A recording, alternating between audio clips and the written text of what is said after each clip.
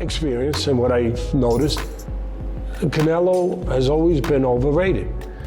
If he wants to be in that pantheon of great fighters, he's got to fight Benavidez. I want to see Spence and Crawford with them, with the top guys. Charlo brother with the top guy. I want Stevenson with a top guy. Tank's been fighting the top guys. He really got me there. Gervonta Davis has been fighting the top guys. So I guess he considers Ryan Garcia, Hector Garcia, top guys. But he considers John Ryder a bum. And Teddy Atlas has a right to his opinion. He's been in the boxing game for 50 years. I cannot question his opinion, but I can disagree with it. Teddy Atlas says Canelo's resume is garbage.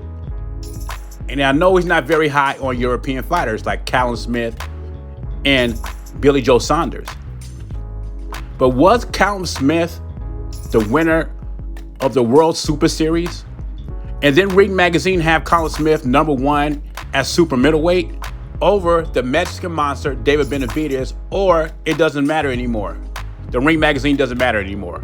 If wins over Callum Smith, Billy Joe Saunders, and Caleb Plant, who are all undefeated champions, doesn't mean anything, why would a David Benavidez win solidify Canelo as a Mexican all-time great when David Benavidez' resume, you could argue, is worse than Billy Joe Saunders, Callum Smith, and Caleb Plant's?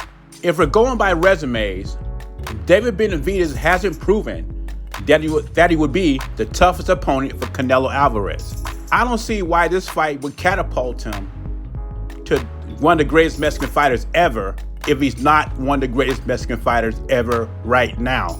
Now, don't get it twisted. It's a fight majority of us want to see. I just don't see a fight against David Benavidez, who has been a two-time world champion at super middleweight, but really has no unification matches, and his best opponent was Caleb Plant. I see Canelo as an all-time great already. But if he wasn't, I wouldn't say, oh, if you beat David Benavidez, you're an all-time great.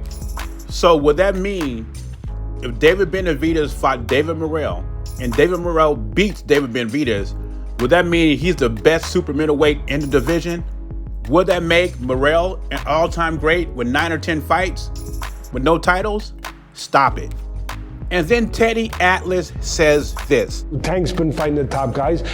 Even Gervonta Davis fans know that Tank has not been fighting the best guys. He's fought Ryan Garcia, who he says himself is an incomplete fighter. He fought Hector Garcia, who was a 130-pound champ that he brought up. Rolly Romero, not a great boxer. And he fought Pitbull Cruz, who was unknown. He didn't fight no Devin Haney. He didn't fight no Shakur Stevenson. He didn't fight no Lomachenko. But is Teddy Atlas saying, well, Gervonta Davis needs to fight Shakur Stevenson or Devin Haney to prove his greatness? Of course not, because it's a double standard. Tank has no titles at 135, yet still people think he's the best at 135. Canelo has all the titles at 168, and he beat the champions to get it, yet he still has to prove that he's the best at 168.